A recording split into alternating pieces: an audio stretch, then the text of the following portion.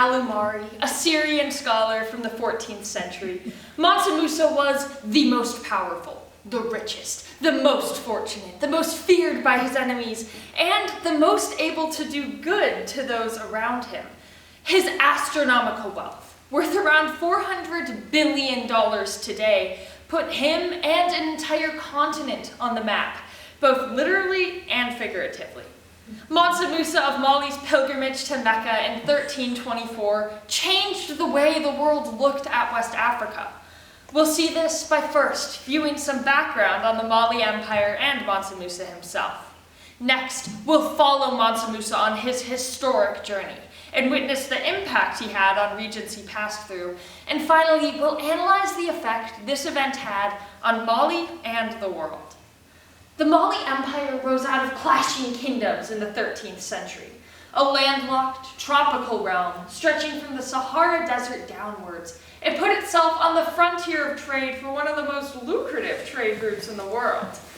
The western parts of Mali had gold mines, so profitable that one legend would come to describe Mali as a place of gold-producing plants, whose nuggets were harvested like carrots.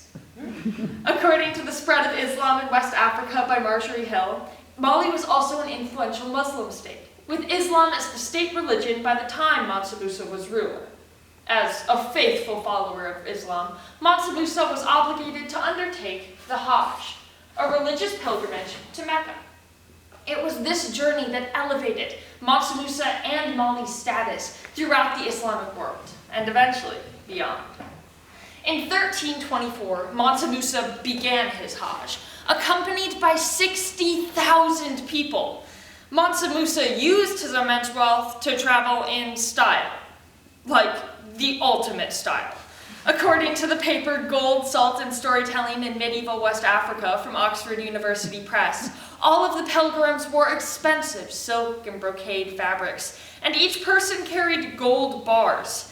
Wherever Mansa Musa's procession stopped on a Friday, he paid to have a mosque built so that he and his followers could worship in only the utmost of comfort.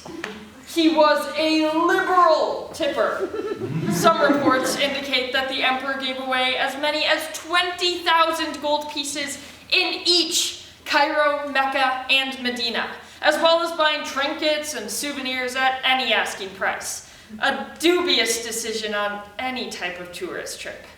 One of Mansa Musa's many dubious financial decisions was his devaluation of gold in Cairo.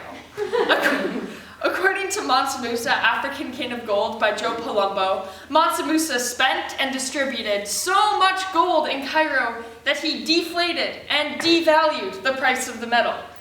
This caused prices of goods to rise accordingly, which made Musa, quote, the only man in recorded history to ever crash an entire region's economy through sheer generosity. Mansa Musa's time in Mecca was also fertile ground for a recruitment campaign, as all of the Islamic world's finest thinkers were gathered there. In fact, according to the paper Gold, Salt, and Storytelling in Medieval West Africa, 4 sharifs, descendants of the Prophet Muhammad, accompanied him back to Mali. Having completed his tasks and having simultaneously wrecked an economy, Mansa Musa began his journey home. Mansa Musa had hired scholars, but now he needed to build a place for them. So he used land that Mali had expanded into to build a place called Timbuktu. I can almost guarantee you've heard of it, but perhaps you don't know why. Timbuktu was the place for knowledge and scholars on the western edge of the Islamic world, and its mosques and libraries were certainly a sight to behold. Even today, they hold primary sources for studying the ancient world that you can't find anywhere else. Mansa Musa's legacy lives on in Timbuktu, which is a UNESCO World Heritage Site.